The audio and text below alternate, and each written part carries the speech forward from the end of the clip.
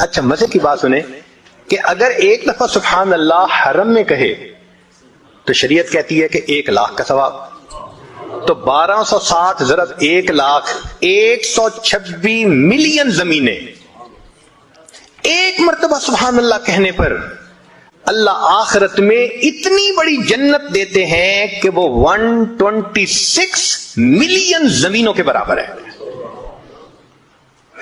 سوچئے ہم اپنا کتنا بڑا نقصان کر رہے ہیں۔ نبی علیہ السلام نے فرمایا ہر انسان کی جو مسلمان کی جو زمین آخرت میں ہے وہ پلین زمین ہے، اس کی جتنی عبادت ہوگی اتنا اس کو اللہ تعالیٰ بنائیں گے اور سجائیں گے۔ چنانچہ حدیث پاک میں آتا ہے ایک بندے کا گھر بن رہا ہوتا ہے سونے چاندی کی اینٹوں سے اور مشک کے اس کے سیمنٹ لگ رہا ہوتا ہے، فرشتے کام بند کر دیتے ہیں۔ دوسرے فرشتے پوچھتے ہیں آپ نے کام کیوں بند کیا؟ وہ کہتے ہیں بندے نے عبادت کرنی چھوڑ دی، ہمارے پاس را میٹیریل ختم ہو گیا، ہم نے بھی کام بند کر دیا ہے۔ دوبارہ پھر بندہ عبادت شروع کرتا ہے، پھر مکان بننے لگ جاتا ہے۔ اب اگر ہماری عبادت پر وہ را میٹیریل پہنچنا ہے، ہم کتنا را میٹیریل بھیجتے ہیں؟ جس کا گھر بن رہا ہوتا ہے تو وہ تو را میٹیریل کی کمی نہیں ہونے دیتا، ہمیں یاد ہی نہیں ہوتا۔ اللہ اکبر کبیرہ، ساری عمر کما کے تو 3 کمروں کا گھر نہیں خرید سکتے، یہ تو دنیا کی زندگی ہے، اور یہاں چند بار سبحان اللہ پڑھو اللہ تعالیٰ ملین زمینوں کے برابر جنت کا ٹکڑا عطا فرما دیتے ہیں۔ تو آخرت منزل ہے اور دنیا کی مصروفیتیں اس کی رکاوٹ ہیں۔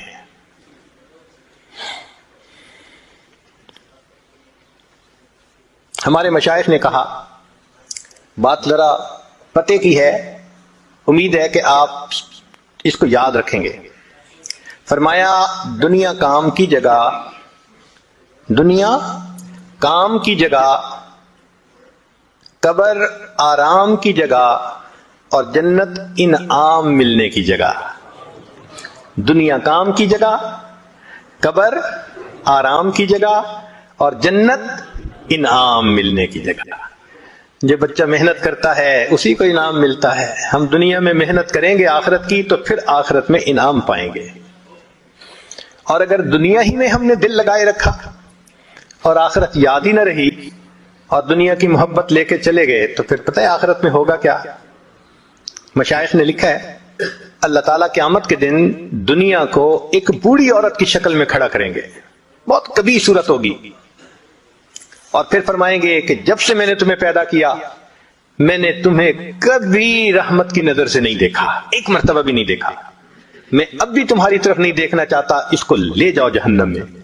جب اس بڑھیا کو گھسیٹ کے جہنم میں لے جانے لگیں گے فرشتے تو وہ بڑھیا اس وقت کہے گی اللہ ایک میری فریاد ہے۔ پوچھا جائے گا کیا؟ اللہ آپ کے محبوب صلی اللہ علیہ وسلم نے کہا تھا المرء مع من احب، بندہ اسی کے ساتھ ہوگا جس سے اس کو محبت ہوگی۔ اے اللہ میرے بھی تو چاہنے والے دنیا میں بہت تھے۔ اللہ اعلان کروا دیں گے تھے جو دنیا سے محبت کرنے والے تھے سب اس کے ساتھ ملا کر جہنم میں ڈال دیا جائے۔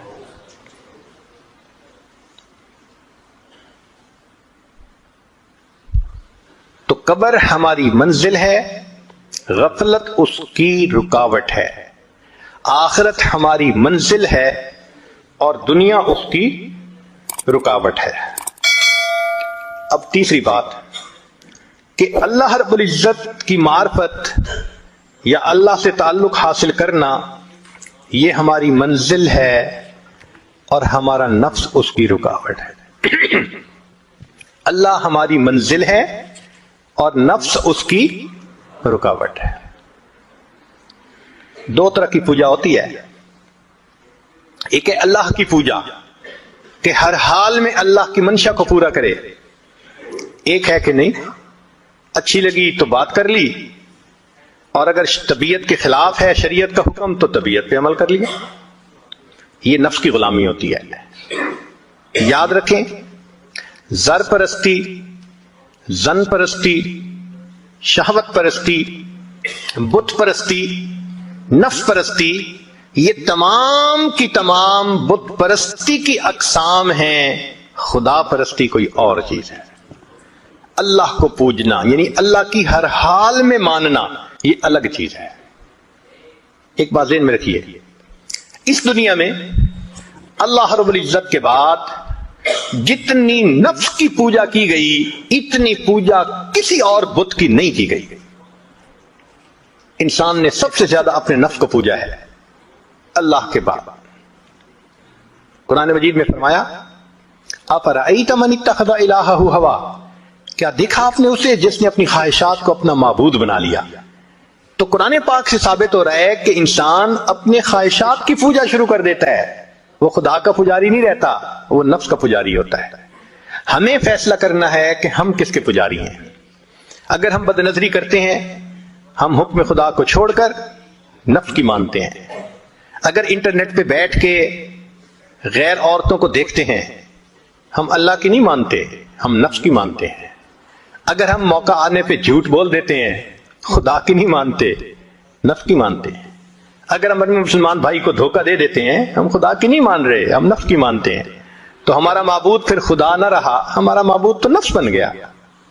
گو زبان سے ہم کہیں کہ اللہ ہمارا معبود ہے مگر اللہ کے دفتروں میں تو ہم نفس کے پجاری ہیں۔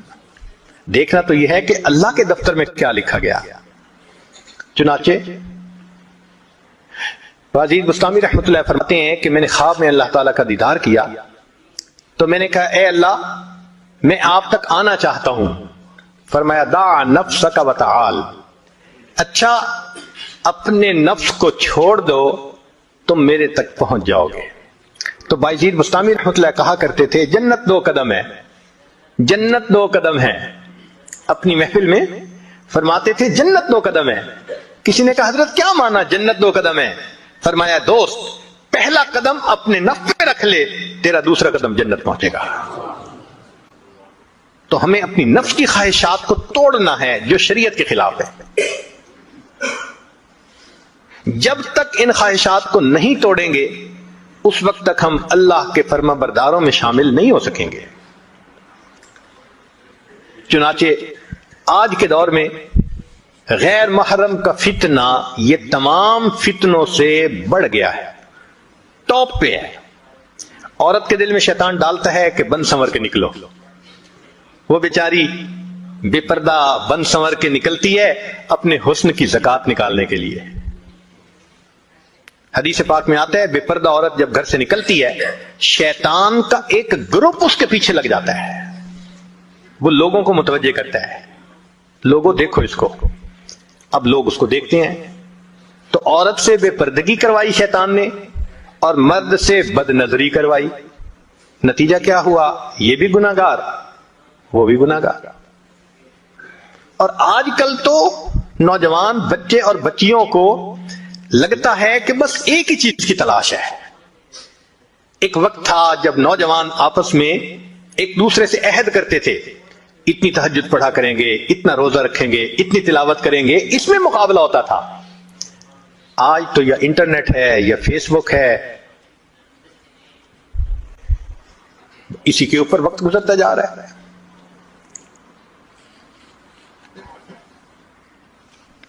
نتیجہ یہ ہے کہ آج ہر انسان اپنی خواہش کو پوری کرنے میں لگا ہے الا ماشاء اللہ۔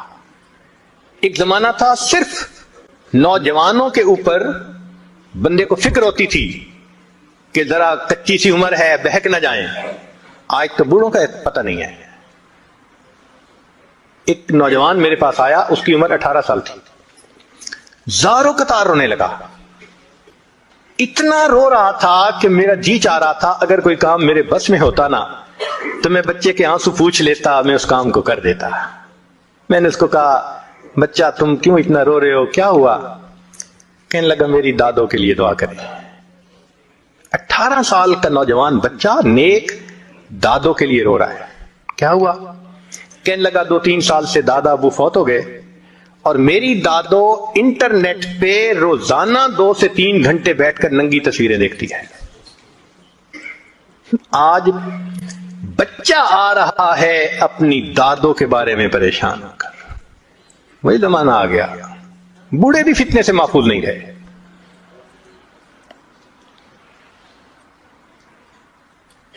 تو اللہ رب العزت ہماری منزل ہے اور اس کی رکاوٹ نفس ہے۔ ہم نفس کے پجاری ہیں یا نہیں؟ ایک کوئک کوسچن اپنے دل میں تھوڑی دیر کے لیے سوچئے، ہم سیل فون کا غلط استعمال کرتے ہیں یا نہیں؟ ہم انٹرنیٹ کا غلط استعمال کرتے ہیں یا نہیں؟ اسی وقت ہمارا من جواب دے دے گا تم پکی بات ہے تم نفس کے غلام ہو۔ اگر غیر محرم کے میسیجز کا انتظار، اگر انٹرنیٹ پہ انہی کے ساتھ تعلق، اس کا مطلب یہ ہے کہ پھر ہم اپنے نفس کی پوجا میں لگے ہوئے ہیں۔ تو اللہ رب العزت ہماری منزل ہے، نفس اس کی رکاوٹ ہے۔ اس لیے فرمایا کہ قرب قیامت میں خلوت کے گناہ بڑھ جائیں گے۔ جتنا کوئی تنہا ہوتا ہے آج اتنا وہ گناہ میں ملوث زیادہ ہوتا ہے۔ ایک زمانہ تھا جتنا خلوت میں ہوتے تھے اتنا اللہ کی یاد میں زیادہ ہوتا تھا، آج جتنا خلوت میں ہے اتنا گناہ زیادہ۔ اور جن بچوں کی ادھر ادھر انوالومنٹ ہو جاتی ہے وہ تو ایک نظر میں بندہ فگر آؤٹ کر لیتا ہے، گھر والوں کے ساتھ مل کے کھانا بھی نہیں کھائیں گے، ان کو کھانا بھی نہیں کھانا، ان کو یہاں بھی نہیں جانا ماں باپ کے ساتھ مل کر۔ آپ دیکھیں گے وہ یہی کہیں گے کہ بس ہمیں ہمارے حال پہ چھوڑ دو۔ اس کا مطلب ہے something is seriously wrong somewhere۔ نبی علیہ السلام نے ارشاد فرمایا قرب قیامت میں لوگ اپنی بیویوں سے زنا کریں گے۔ ہم نے حدیث پاک پڑھی تو ہمیں سمجھ نہیں آئی، ہم نے اپنے استاد سے پوچھا کہ استاد جی یہ کیا معنی ہے کہ اپنی بیویوں سے زنا کریں گے؟ تو انہوں نے فرمایا ہاں اس کی کئی صورتیں ہیں۔ ایک صورت تو اس کی یہ ہے کہ مرد یا عورت کوئی کفریہ بول دے اور نکاح ٹوٹ جائے اور ان کو اس کا پتہ ہی نہیں کہ نکاح ٹوٹا یا نہیں۔ اور واقعی آج تو کفریہ کلمات کا علم ہی نہیں لوگوں کے پاس، بہت سینسیٹیو مسئلہ ہے یہ۔ مالا بدہ من میں فارسی کی کتاب ہے، ہم مفتی صاحب سے پڑھ رہے تھے، تو جب انہوں نے کلمات کفر پڑھائے تو ہماری آنکھیں کھل گئیں۔ اس میں حضرت مفتی کفایت اللہ رحمۃ اللہ علیہ نے لکھا ہے، نہ مفتی قاضی ثناء اللہ پانی پتی رحمۃ اللہ علیہ نے لکھا ہے کہ اگر دو بندے گفتگو کر رہے تھے، ایک نے کہا کہ یہ تو شریعت کی بات ہے اور اگلے نے جواب دیا رکھ پرے شریعت کو فقد کفر، وہ آدمی کافر ہو گیا۔ شریعت کے بارے میں ایسی بات کہہ دینا کہ رکھ پرے شریعت کو، ایمان کہاں بچتا ہے؟ سوچئے۔